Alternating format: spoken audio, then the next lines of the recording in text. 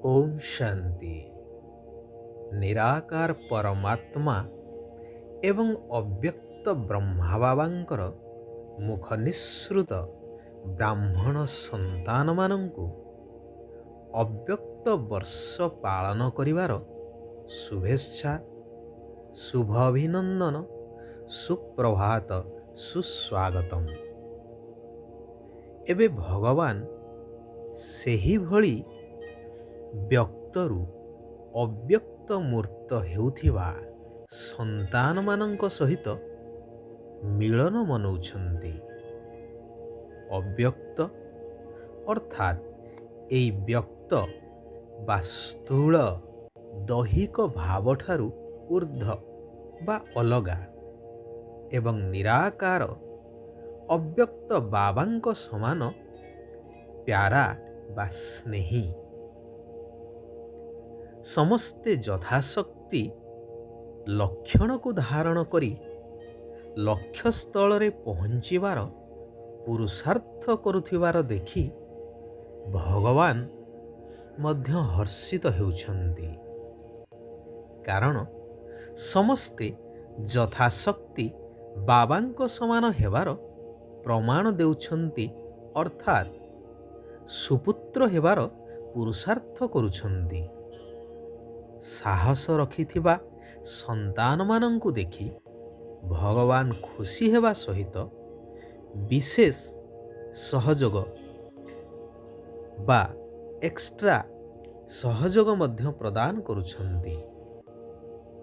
ଏହିଭଳି ସନ୍ତାନମାନଙ୍କର ଚିହ୍ନ ହେଉଛି ଯେପରି ଭଗବାନଙ୍କ ପାଇଁ ଗାୟନ ଅଛି କି ଭଗବାନଙ୍କର ଭଣ୍ଡାର ସଦା ଭରପୁର, ସେହିଭଳି ସୁପୁତ୍ର ସନ୍ତାନମାନଙ୍କର ଭଣ୍ଡାର ସର୍ବ ଆତ୍ମାଙ୍କର ହୃଦୟଭରା ସ୍ନେହର ଆଶୀର୍ବାଦରେ ସମସ୍ତଙ୍କଠାରୁ ସହଯୋଗ ପ୍ରାପ୍ତ ହେଉଥିବାର ଅନୁଭୂତିରେ ସର୍ବସମ୍ପତ୍ତିରେ ଭରପୁର ରହିଥାଏ। କୌଣସି ସମ୍ପତ୍ତିର ଅଭାବକୁ ସେମାନେ ଅନୁଭବ କରିନଥାନ୍ତି। ସର୍ବଦା ତାଙ୍କର ହୃଦୟରୁ ଏହି ଗୀତ ବାହାରିଥାଏ କି ଅପ୍ରାପ୍ତ ନାହିଁ କୌଣସି ବସ୍ତୁ ଆମ ବ୍ରାହ୍ମଣ ବା ବାବାଙ୍କ ସନ୍ତାନମାନଙ୍କର ଭଣ୍ଡାରରେ। ତାଙ୍କର ଦୃଷ୍ଟି ବୃତ୍ତିରେ ଭାଇବ୍ରେସନରେ ମୁଖ ଦ୍ୱାରା ସମ୍ପର୍କ ଦ୍ୱାରା ସଦା ଭରପୁର ଆତ୍ମାର ଅନୁଭବ ହୋଇଥାଏ। ସେମାନେ ଡବଲ ଅନୁଭବୀ ହୋଇଥାନ୍ତି, ଯଥା ନିଜର ଲଗନର ସଦା ସାଥ ଏବଂ ସେବାରେ ସଦା ସାଥୀର ଅନୁଭବୀ। ବାବାଙ୍କୁ ସର୍ବଦା କମ୍ବାଇଣ୍ଡ ରୂପରେ ଅନୁଭବ କରିଥାନ୍ତି, ସାଥୀ ରୂପରେ।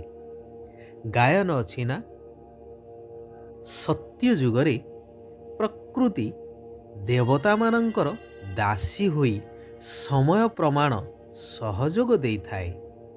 ସେହିଭଳି ସୁପୁତ୍ର ସନ୍ତାନମାନଙ୍କର ଶ୍ରେଷ୍ଠ ସ୍ଥିତି କାରଣରୁ ସର୍ବଶକ୍ତିଗୁଡ଼ିକ ଏବଂ ସର୍ବଗୁଣଗୁଡ଼ିକ ସମୟ ପ୍ରମାଣ ସର୍ବଦା ସହଯୋଗୀ ହୋଇଥାନ୍ତି। ସେମାନେ କେବଳ ବାଣୀ ଦ୍ୱାରା ବା ମନ ଦ୍ୱାରା ସେବା କରିନଥାନ୍ତି, ପରନ୍ତୁ ସେମାନଙ୍କର ବିଶେଷ ସେବା ହେଉଛି କି ବାବାଙ୍କ ଠାରୁ ପ୍ରାପ୍ତ ଶକ୍ତି ଆଉ ଗୁଣର ସହଯୋଗର ବା ପ୍ରାପ୍ତିର ଅନୁଭବ କରିଥାନ୍ତି। ସବୁଠୁ ବଡ଼ ଦାନ ହେଉଛି ଗୁଣ ବା ଶକ୍ତିର ଦାନ।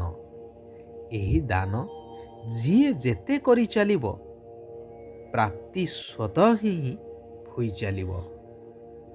ଜୀବନରେ ଉନ୍ନତିର କଳା ଏବଂ ପତନ କଳାର ଆଧାର ଦୁଇଟି କଥା ଉପରେ ପର୍ଯ୍ୟବସିତ, ଯଥା ଭାବନା ଏବଂ ଭାବ।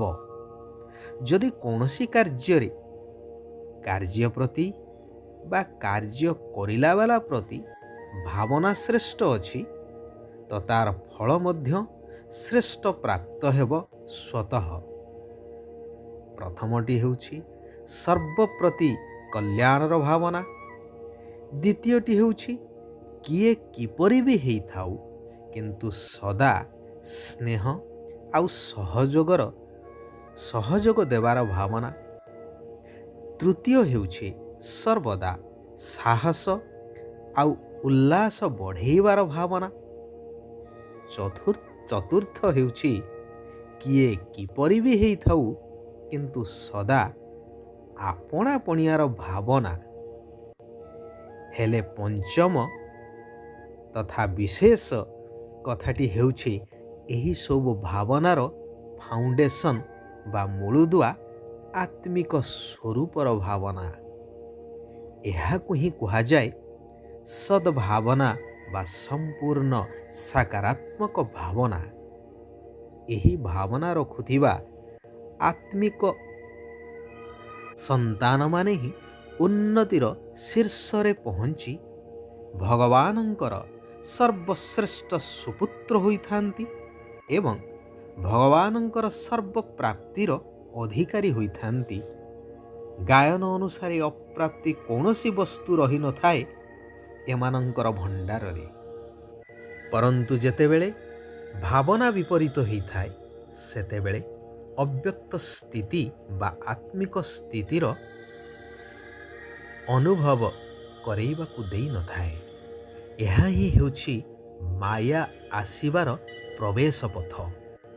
ଏହାଦ୍ୱାରା କାହାକୁ ଦେଖିଲେ ପ୍ରୀତି ଭାବନା ହେବା ପରିବର୍ତ୍ତେ ବିପରୀତ ଭାବନା ସୃଷ୍ଟି ହୋଇଥାଏ।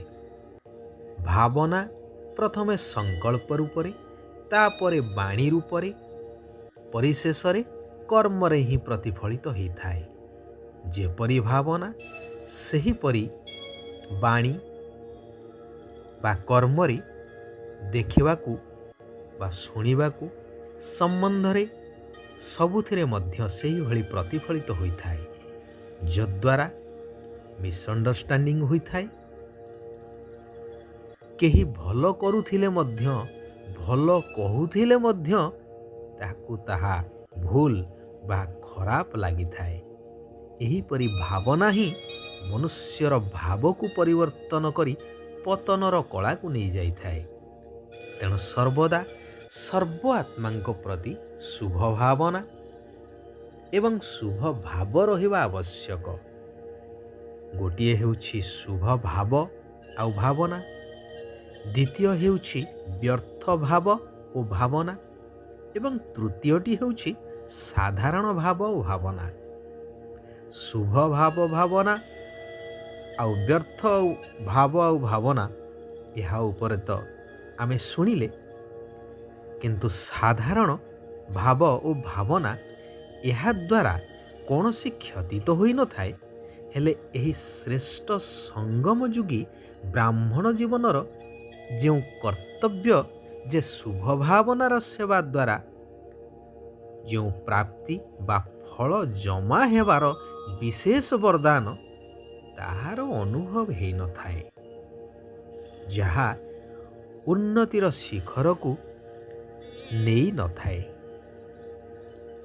ବା ନେଇ ଯିବା ପାଇଁ ଦେଇନଥାଏ। ତେଣୁ ସାଧାରଣକୁ ମଧ୍ୟ ଶ୍ରେଷ୍ଠ ଭାବ ଆଉ ଭାବନାରେ ପରିବର୍ତ୍ତନ କରିବା ଆବଶ୍ୟକ। ସେଥିପାଇଁ ଶିବ ବାବା କହୁଛନ୍ତି, ଜ୍ଞାନକୁ ଲାଇଟ୍ ଏବଂ ମାଇଟ୍ ଅର୍ଥାତ୍ ପ୍ରକାଶ ଆଉ ଶକ୍ତି ରୂପରେ ସମୟ ଅନୁସାରେ କାର୍ଯ୍ୟରେ ଲଗେଇଲା ବାଲା ଜ୍ଞାନୀ ତୁ ଆତ୍ମା ହୁଅ। କୁହାଯାଏ ନା, ନଲେଜ ଇଜ୍ ଲାଇଟ୍।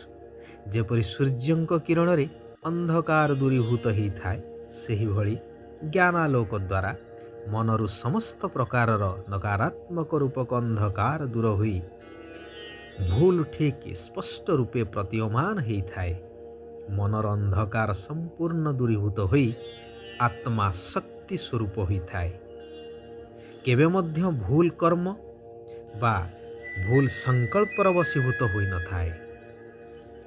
ମୁଖ୍ୟ ଅଭିନୟ ବା ଅଭିନେତାର ପାର୍ଟ ବଜେଇବା ପାଇଁ ହେଲେ ଜିରୋ ବା ବିନ୍ଦୁ ଶିବ ବାବାଙ୍କ ସାଥିରେ କମ୍ବାଇଣ୍ଡ ହୋଇ ରହିବା ଦରକାର। ଆଚ୍ଛା, ଓମ୍ ଶାନ୍ତି। ওম শান্তি। ওম শান্তি।